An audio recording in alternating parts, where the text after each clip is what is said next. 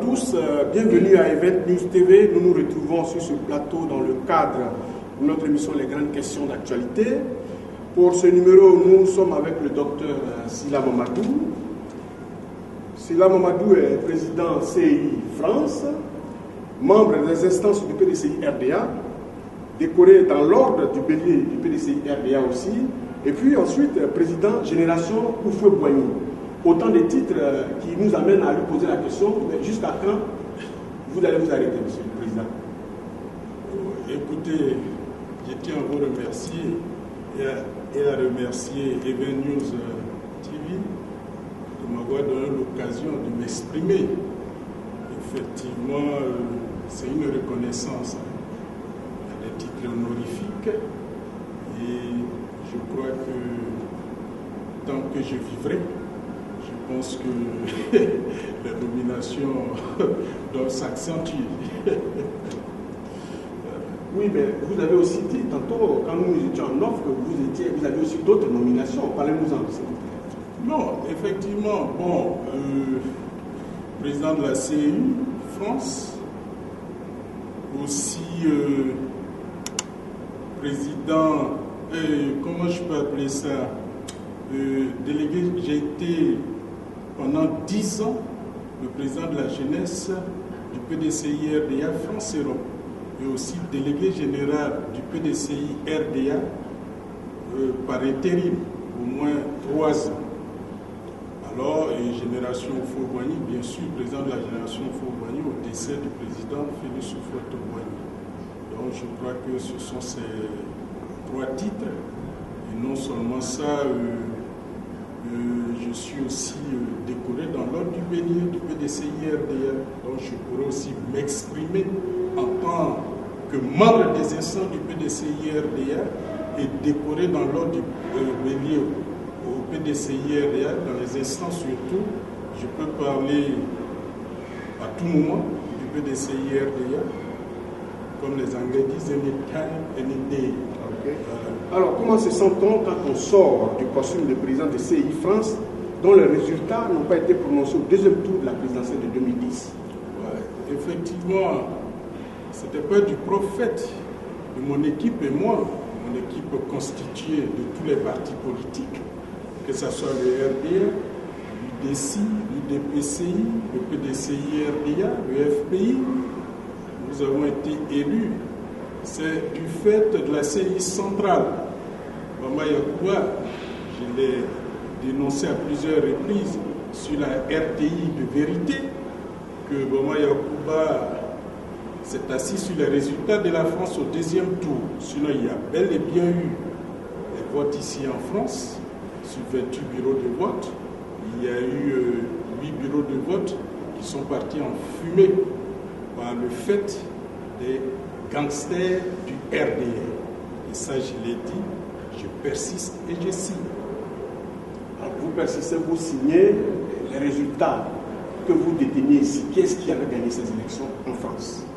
Déjà, au niveau de la France, quand on prend Paris, sur 16 024 enrôlés, à Paris, il y a au moins 11 056 votants. Sur 11 056 votants, le président Laurent Gbagbo a gagné à 58%, le deuxième tour. Il a battu Alassane Dramane Ouattara à 58%. Et au niveau de la province aussi, il y a eu des bureaux de vote, au moins 8 bureaux de vote. 8 bureaux de vote, on ne va pas prendre détail, on ne va pas détailler tous les bureaux de vote.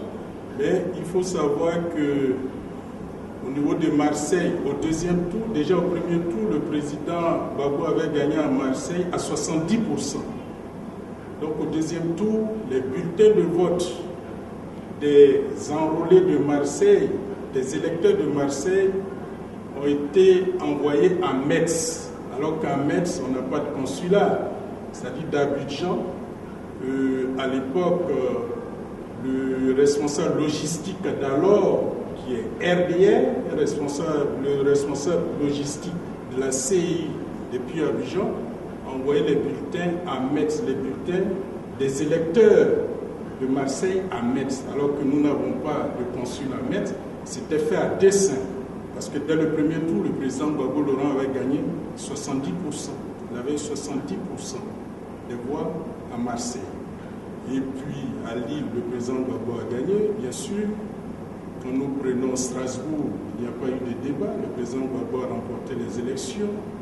Nous prenons Bordeaux, le président Gbagbo a remporté les élections. À Toulouse, presque partout. Et là, Bama Yakuba s'était fait sciemment, parce que son mentor, Alassane Dramane Ouattara, il ne voulait pas proclamer les résultats de la France, parce qu'au niveau de la diaspora, au niveau de l'extérieur, il y a le plus grand nombre d'électeurs en France, d'Ivoiriens en France. Et ils n'ont pas été tous, d'une façon officieuse, nous sommes plus de 120 000. Mais officiellement, ils ont pu enrôler que 16 024. Sur les 16 024, le président Gbagbo Laurent est sorti victorieux. Et nous avons les PV qui ont été signés, nous avons les PV et les stickers, mais Bama Yakuba s'est assis sur les résultats. Il n'a pas proclamé le deuxième tour, sinon le président Gbagbo Laurent a gagné à 58%. C'est-à-dire on globalise, quand on fait une somme de toutes ces élections, que ce soit la province ou Paris, effectivement, le président Gbagbo Laurent a remporté les élections en France. Docteur, nous revenons sur la question parce que cette question, évidemment, est devenue un mot central dans le procès du président Laurent Gbagbo à La Haye. Il a dit lui-même que c'est ceux qui n'ont pas gagné les élections qui voulaient bien qu'il y ait des troubles en Côte d'Ivoire. Donc, il est clair, comme vous êtes en train de signifier, que ceux qui ont tout perturbé en France ici ils ne voulaient absolument pas que les résultats soient proclamés. Alors, quelle est la réaction du président de la CEI de France par rapport à cette question centrale? Là, je parle maintenant en tant que citoyen ivoirien, parce que les élections sont closes. Il fallait dire que cette élection était profonde en France. Déjà, le mentor d'Alassane Dramane Ouattara vit en France, Nicolas Sarkozy, que j'ai dénoncé d'ailleurs. Et ce que les Ivoiriens doivent comprendre, c'est que les élections en France en 2010, c'était une guerre. J'ai eu plusieurs réunions avec le préfet de Paris et tous ses directeurs généraux en présence de l'ambassadeur et le général et l'attaché militaire d'alors. Il fallait qu'il y ait une assurance sécuritaire parce que nous avons connu beaucoup de difficultés pour maîtriser ceux qui n'étaient pas enrôlés, qui n'avaient pas de carte d'électeur et de pièces d'identité, qui voulaient coûte que coûte voter pour Alassane Dramane Ouattara. On les a démasqués, c'est les gens du RDS. Je le dis, que cela ne tient.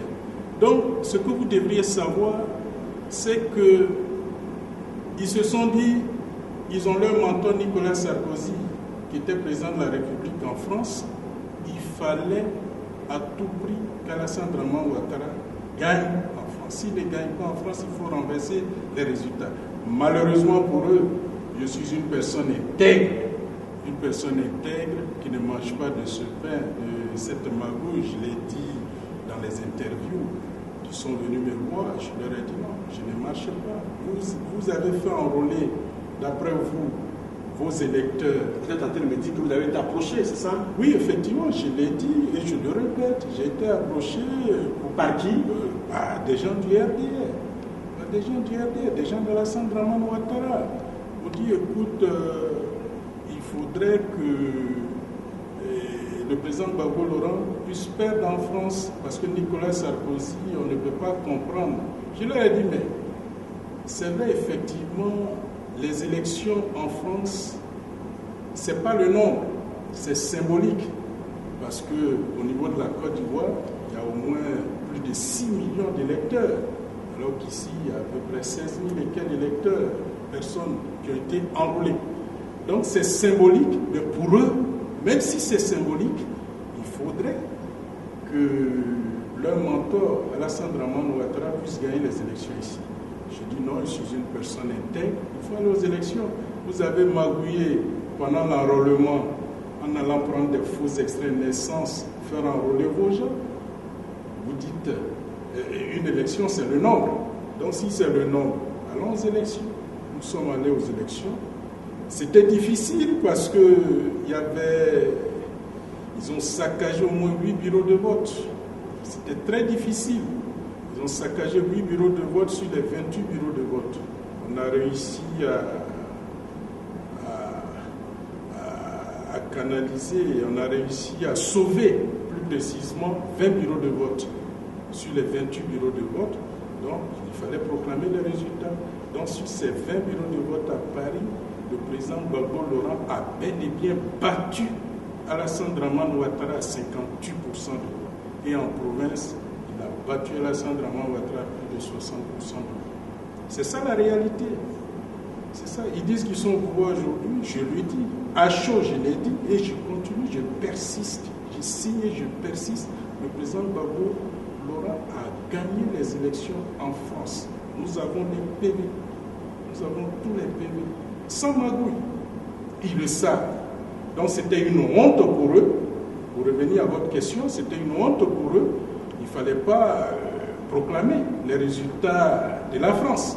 Parce que nous sommes les plus nombreux devant les Ivoiriens des États-Unis, que ce soit les Ivoiriens de l'Angleterre, ou bien d'Italie ou d'Espagne.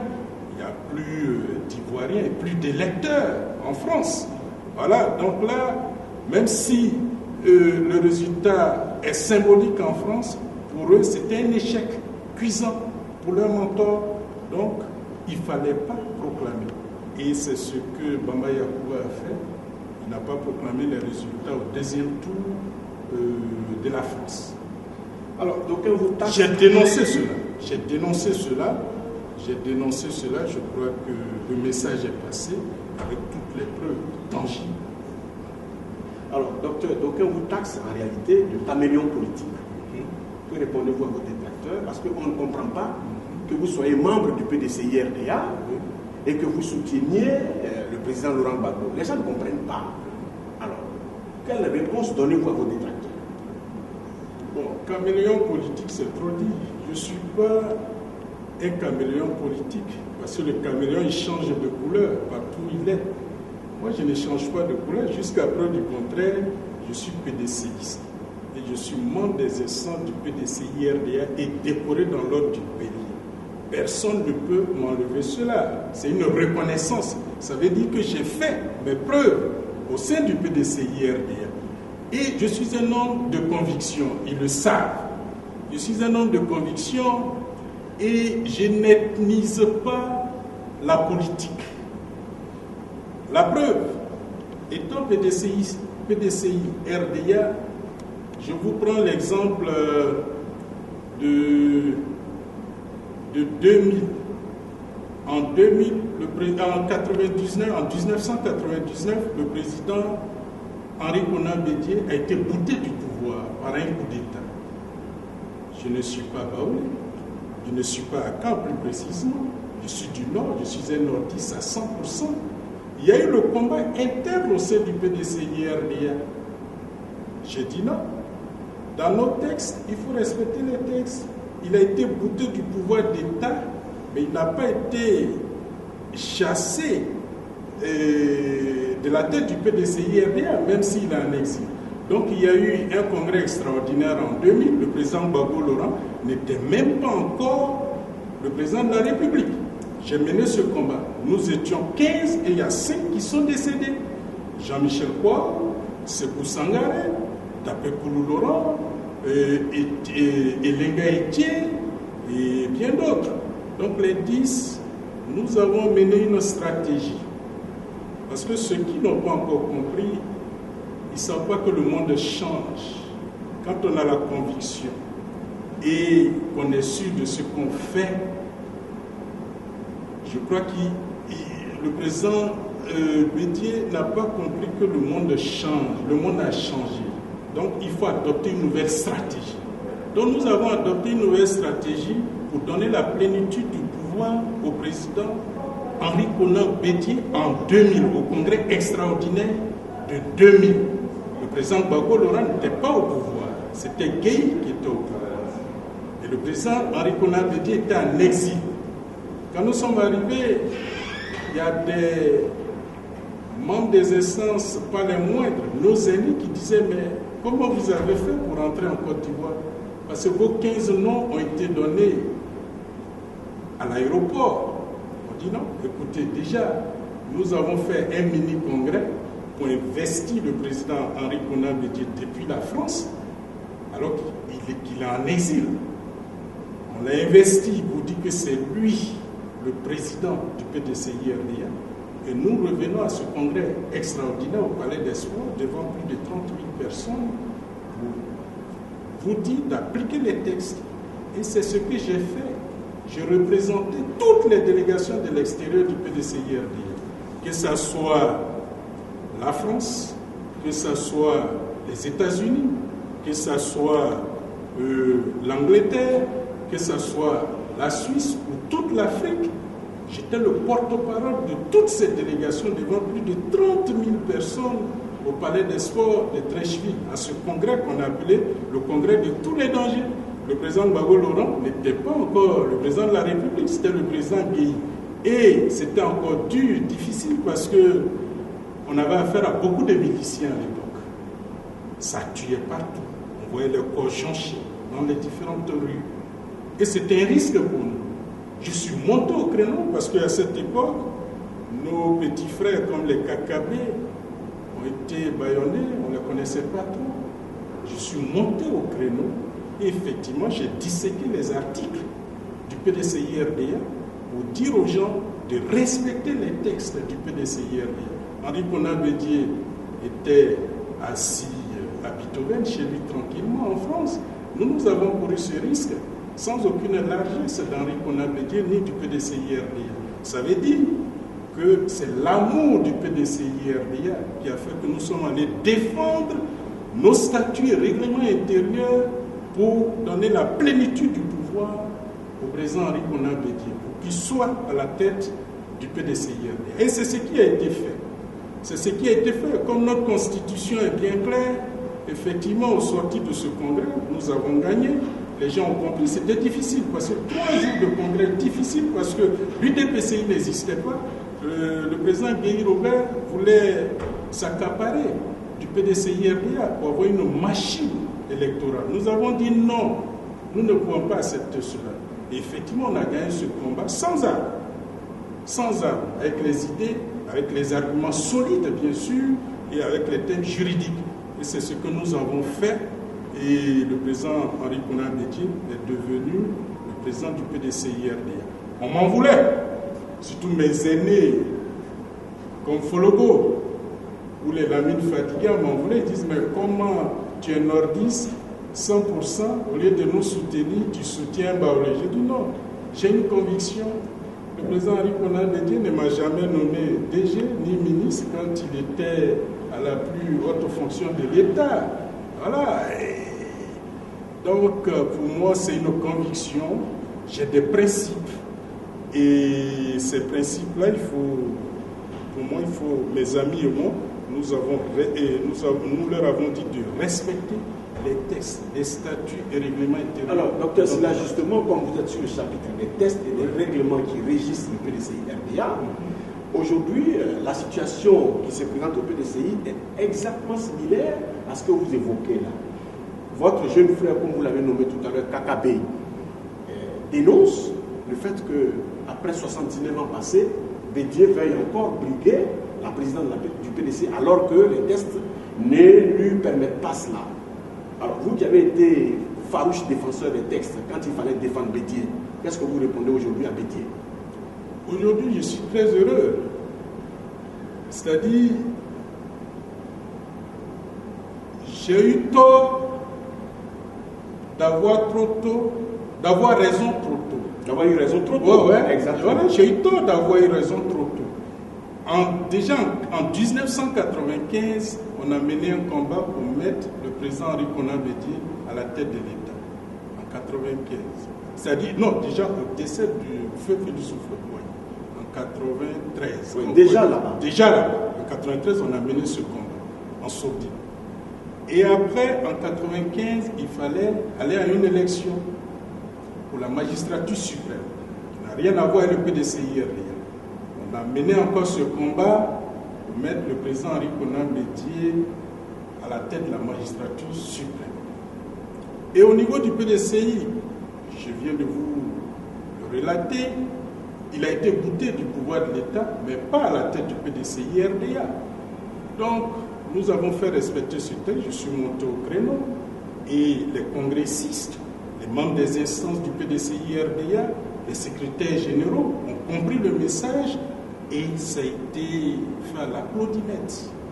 Quand j'ai fini de m'exprimer en disséquant l'article 35, je crois qu'ils ont compris que les gens voulaient faire de l'OPA sur le parti d'Houphouët-Boigny. Donc ils ont accepté cela. De deux, comme notre constitution est claire, aucun fils de ce pays ne doit rester en exil. Et malheureusement, le général Gueye est décédé après 10 mois de pouvoir. Le président Gbagbo prend le pouvoir. Il fait entrer le président Henri Konan Bédié. Donc il fallait le réhabiliter au sein du PDCI-RDA en 2002. Il y a eu un congrès ordinaire. C'est là qu'il y avait pluralité des candidatures. Nous avons encore défendu le président Henri Konan Bédié et on a fait de lui le président du PDCI-RDA. En face de lui, vous avez eu Folobo, vous avez eu Bombay. Non, pas Bombay à cette époque-là, 2002, et Lamine Fadiga. Effectivement, le président Henri Konan Bédié a gagné à 82% de voix. Et on l'a réhabilité sans qu'il ne se batte.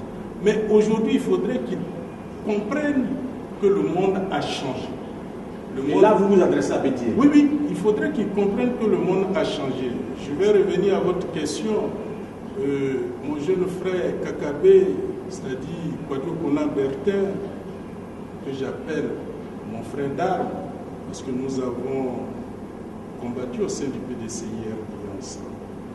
Et effectivement, on a eu gain de cause. Et il faudrait que le président Henri Konan Bédié comprenne aujourd'hui que le monde a changé. Le monde a changé. Il faut une présence internationale. Il faut redynamiser le parti d'Houphouët-Boigny. Le PDCI n'est pas la chasse gardée d'Henri Konan Bédié. Il ne faut pas dévoyer les textes. Il faut respecter les statuts et règlements intérieurs du PDCI-RDA. En son temps, aujourd'hui, je rigole quand je vous ai dit que j'ai eu tort d'avoir raison trop tôt. En 2005, quand ils ont fait leur fameux, comment on appelle ça, leur réunionnite de RHDP, la création de la RHDP à Monceau, à 10h, à 11h30, mon équipe et moi, nous étions à RFI, à une conférence déjà de presse. Jeune Afrique, nous détenons toutes les preuves pour dénoncer que le président Henri Konan Bédié ne peut pas aller se mettre avec d'autres partis politiques pour créer leur soi-disant RHDP sans avoir consulté la base, les secrétaires de section du PDCI-RDA et les membres des instances du PDCI-RDA. Il faut dénoncer déjà une prise en otage du parti. En 2005 déjà, j'ai dénoncé. D'aucuns disaient non, écoutez, s'il est virulent, il est indiscipliné. J'ai dit, mais c'est dans cette indiscipline, si vous voulez, je vous prête le mot, si vous voulez, pour être dur dans cette indiscipline, que nous sommes allés mettre le président Henri Konan Bédié à la tête du PDCI-RDA 2 fois, voire même 3 fois au niveau de l'État aussi. Donc c'est pour vous dire que je suis un homme de conviction. Je ne me suis pas inscrit au PDCI, je suis né PDCI. Alors donc pour vous, en conclusion sur cette question, qu'est-ce que vous croyez qu'il faille faire maintenant? Bédié doit-il passer la main? Ou alors, comme il le dit, Marc-Boussy lui permet d'être encore actif? Qu'est-ce que vous répondez concrètement à cette question? Avant de répondre à votre question, et tout à l'heure vous avez dit que d'aucuns me traitaient de caméléon. Jusqu'à preuve du contraire, je suis toujours PDCiste. Et le président Gbagbo Laurent a géré la Côte d'Ivoire pendant 10 ans. Si là on n'est pas allé au FPI, ni le président Gbagbo même a toujours dit ne quitte jamais le PDCI-RDA. Il me l'a dit. Et non seulement ça, j'ai jamais été DG et un directeur général du président Gbagbo Laurent, ni un ministre du gouvernement Gbagbo Laurent, Henri Konan Bédié aussi, ni Oufoué. Voilà, j'ai une conviction, je me bats. Donc c'est pour vous dire que en 2005, mon équipe et moi, nous avons dénoncé cela. On a vu que Henri Konan Bédié, il ne voulait pas aller, c'est-à-dire son mandat était arrivé à expiration en 2005. Il ne voulait pas aller à une élection au sein du PDCI-RDA. Il s'est maintenu en tant que candidat du PDCI-RDA à la magistrature suprême en faisant des semblants de conventions éclatées. Ça n'existe pas dans nos textes. Au lieu de faire une convention, des conventions éclatées pour dire que c'est lui le candidat du PDCI-RDA à la magistrature suprême. J'ai dénoncé cela, je dis non, je ne mange pas de ce pain, je suis un républicain et je suis un démocrate. Donc, c'est cette démocratie qui a fait que on l'avait déjà mis à la tête du pouvoir, l'injustice qu'il avait connue. Donc je ne pouvais pas, mon équipe et moi, on ne pouvait pas suivre le président Henri Konan Bédié dans cette bêtise.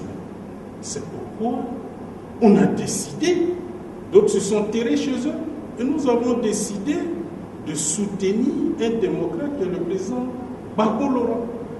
Pas le FPI. D'aucuns diront, oui, Gbagbo, qui dit Gbagbo dit le FPI. Non, Gbagbo gênait du monde. Quand vous voyez tout le monde qui est derrière le président Laurent Gbagbo, ce n'est pas le FPI. Je vous prends un exemple, même son gendre, il n'est pas du FPI. Et ce n'est pas aussi parce que votre épouse est l'ancienne représentante du FPI que vous soutenez Laurent Gbagbo. Bon, c'est clair de le dire. Hein. Non, j'ai eu ma notoriété avant de l'épouser. C'est ça aussi. On connaissait Sylla Mamadi, j'ai fait mes preuves au PDCI-RDA et on me connaît. Et après, elle est devenue représentante du FPI. Et elle aussi, elle a été injustement virée du FPI. C'est encore les mêmes... on reviendra sur la question. Voilà, vous voyez, je ne rentre pas dans la cuisine interne du FPI. Ça, pour l'instant, on parle du PDCI-RDA. C'est pour vous dire que ce n'est pas une histoire d'épouse. Voilà, c'est pas parce que mon épouse est BT que je vais... Mais attendez, le FPI, c'est pas un parti de BT, même si les gens ont ethnisé. Quand tu t'appelles Sylla, que tu n'es pas au RD, on dit il est perdu. Tu t'appelles Yao, tu n'es pas au PDCI, c'est que tu es perdu. Tu t'appelles Zadi ou Seri, tu n'es pas au FPI, c'est que tu es perdu. Quand la politique devient comme ça, c'est grave.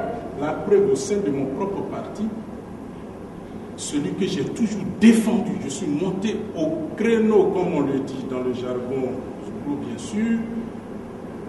Il est Mbaoui, 100%, Henri Konan Bédié. Je l'ai toujours soutenu, alors que je suis nordiste, ivoirien. Je suis du Nord et j'ai des aînés nordistes qui étaient candidats. Je pouvais les suivre. Je ne les ai pas suivis. En politique, quand le tribalisme prime, ce n'est plus de la politique.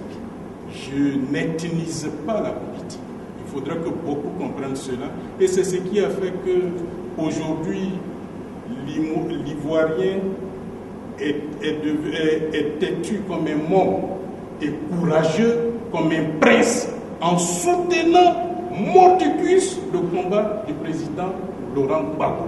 Parce que le président Laurent Gbagbo est un véritable démocrate. Il ne s'arrête pas au FPI, ni dans son ethnie BT, il va au-delà. Ceux qui n'ont pas encore compris cela, ils se trompent. Avant que le président Gbagbo devienne président de la République, nous avons connu ce combat-là au sein du PDCI-RDA. Sylla Mamadou n'a jamais soutenu ses frères nordistes en tant que tels. J'ai toujours soutenu des gens qui n'étaient pas de la même ethnie que moi. Pour moi, c'est la conviction, c'est le parti. Il faudrait que les frères et sœurs comprennent cela. Alors, docteur, on a presque tout dit. Moi, j'ai envie de vous demander une chose. vous êtes face à la caméra, le combat pour le repositionnement du PDCI est en train de se faire, votre jeune frère KKP est en train de se battre, semble-t-il, pour que d'autres personnalités émergent pour gérer le PDCI. Qu'est-ce que vous avez à dire à Bédié? Regardez cette caméra et parlez à Bédié. Bédié, je lui dis qu'il a affamé politiquement, pour ne pas dire qu'il a affamé intellectuellement. Parce que quand il prend, c'est vrai, je réponds en même temps à votre question, quand il compare la constitution ivoirienne aux accords de Marcoussis, je trouve ça déplorable. Ce n'est pas de la politique. Les choses sont claires. Au PDCI, nos statuts et règlements intérieurs sont clairs. Il faut avoir minimum 40 ans et maximum 75 ans. 75 ans, une seconde, vous n'êtes plus candidat. Et c'est pareil que pour la constitution ivoirienne. La constitution ivoirienne est claire. Il faut avoir 40 ans minimum et 75 ans plus, maximum, pour être candidat à la magistrature suprême. Et Bédié même ne remplissait pas ces conditions en 2010. Le président Laurent Gbagbo était au niveau de la magistrature suprême, était comme c'est un homme de cœur, un démocrate. Et il voulait la paix, surtout. C'est un monsieur qui a côtoyé quand même Félix Houphouët-Boigny, qui prônait toujours, qui était toujours fidèle à son discours de paix, que ce soit au sein du PDCI-RDA ou bien que ce soit au niveau national de la Côte d'Ivoire. Je crois que le président Gbagbo Laurent a compris ce message-là par le canal de Thabo Mbeki. Il a accepté d'utiliser l'article 48 de la Constitution ivoirienne pour prendre des mesures exceptionnelles pour faire d'Alassane Ouattara le candidat, un des candidats à la magistrature suprême. Et le président Henri Konan Bédié, qui avait déjà dépassé l'âge, déjà il avait plus de 75 ans en 2010, parce que là il en a 79.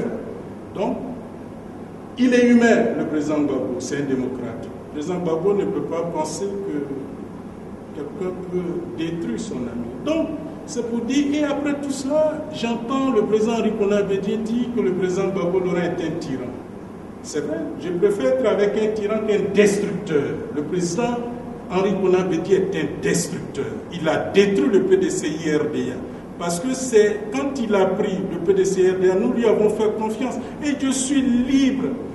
Je parle en tant que membre des instances et en tant qu'un bédiéiste qui a soutenu le président Henri Konan Bédié devant le monde entier. Quand je suis monté devant plus de 30 000 personnes en 2000, le président Gbagbo Laurent, personne ne savait qu'il allait être président de la République. C'est là que Bédié est devenu le président du PDCI-RDA, il était en exil. C'est pour vous dire que nous avons mené ce combat pour appliquer les textes. Et il n'applique pas les textes, il viole nos textes. Aujourd'hui, tout ce que Kakabe dit, il a raison, il le dit bien.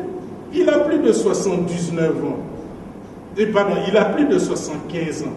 Logiquement, il a intérêt à ne pas se présenter en octobre, sinon il sera battu à plat couture. Parce que les instances du PDCI-RDA sont décidées aujourd'hui, les secrétaires de section. S'il s'amuse, il commet l'imprudence d'aller à cette élection en octobre, au niveau du PDCI-RDA, je pense que ce sera une humiliation pour le président Henri Konan Bédié. Je crois que d'ici octobre, il va reculer. Il va reculer parce qu'il ne remplit pas les conditions pour être candidat même au sein de la présidence du PDCI-RDA. Il faut appliquer les textes, c'est tout. On n'est pas contre le président Henri Konan Bédié. Docteur, merci beaucoup. Alors, la dernière préoccupation, l'appel de Miaka Oreto, le secrétaire général du FPI, le président par intérim du FPI, qui lance un appel, qui tend la main au PDCI. Comment vous recevez cette main? Bon, c'est pas nouveau, hein. La preuve, on n'a pas attendu l'appel de Miaka Oreto. Nous l'avons fait en tant que PDCiste. Quand on a senti que le pays était pris en otage, aujourd'hui, l'Ivoirien ne mange pas à sa faim. Quand vous voyez, on nous parle de croissance à 2 chiffres, c'est du pipeau économiquement. Parce que pour nous parler de croissance à 2 chiffres, il faut mettre l'accent sur les inégalités des ménages. Ça, c'est économique. On ne peut pas nous tourner en bourrique. Donc, l'Ivoirien aujourd'hui n'a même pas 50 centimes par jour, c'est-à-dire 300 francs CFA par jour. Donc, nous, on a vu venir, on a vu que depuis 20 ans, ce n'est même pas 10 ans, depuis 20 ans, Alassane Dramane Ouattara a préparé les assassinats, les coups d'État en Côte d'Ivoire. Nous avons compris ça, on a répliqué. On a dit non, il faudrait que l'Ivoirien comprenne cela. De tout bord politique, on a tendu la main à tout le monde. Nous avons tendu la main à tout le monde. Et le président Gbagbo a compris cela. Il a ses extrémistes FPI qui ne voulaient pas. Mais au fil du temps, ils ont compris que le président Gbagbo était obligé, parce qu'aujourd'hui, il faut se regarder dans les yeux. Si le président Laurent Gbagbo n'est pas sorti de la prison, il n'aura pas de réconciliation en Côte d'Ivoire. Ils peuvent tout faire. Ils peuvent jouer avec l'argent des contribuables. Ils peuvent emprisonner les gens comme ils veulent. Ils peuvent nous intimider. Moi, ils ne m'intimident pas, je les connais. Ils peuvent nous défendre de rentrer en Côte d'Ivoire, alors que la Constitution ne le permet pas. Bon, quand vous me dites Miaka Oreto, le président intérimaire du FPI, lance un appel. Vous allez lancer un appel à quelle direction du PDCIRD? La direction de Bédié. Bédié n'est pas un républicain. À ce que je sache. Moi, je l'ai dénoncé depuis 2005. Ça, ce n'est plus. Bon, peut-être bientôt la nouvelle direction en octobre. Là, c'est une bonne direction. Sinon, pour moi, Bédié a dévoyé les textes du PDCIRD. Pour moi, la direction n'existe plus. C'est une façade. C'est-à-dire, ça n'existe que de nom. Donc, qu'ils me disent, il a écrit à qui? À quel PDCiste? C'est pourquoi, Gbagbo Laurent, on disait, oui, pourquoi il ne va pas voir Bédié, tout ça. Il préférait prendre des jeunes gens comme les Yami Yao, des gens qui sont dotés d'une connaissance, de compétences, qui sont de tout bord politique. Tout le monde. Quand vous regardez le FPI, les gens disent qu'ils ont géré pendant 10 ans. Non, ils n'ont pas géré pendant 10 ans. Le FPI a géré pendant 18 mois. Aujourd'hui, tous les Soroguium, les Mabritoakeuses, toutes ces personnes, aujourd'hui qui sont avec Alassane Dramane Ouattara et Ahmed Bakayoko, ils ont été ministres dans le gouvernement du président Laurent Gbagbo. Ils travaillaient pour leur parti politique au lieu de travailler pour le peuple de Côte d'Ivoire, alors qu'ils étaient aux frais des contribuables ivoiriens. Et encore, malgré malgré la non-unicité de la caisse de l'État, le président Gbagbo Laurent payait les fonctionnaires et payait ses ministres rebelles. Alors que dans les zones CNO, ils prenaient au moins 40 milliards de CFA par an. Parce que d'aucuns nous diront, les économistes, que nous avons une trésorerie importante. Et Gbagbo, qui n'est pas économiste, historien, mais il est parti pour laisser un taux de croissance de 3,5%, qui était plus que la norme communautaire, qui était à 3%.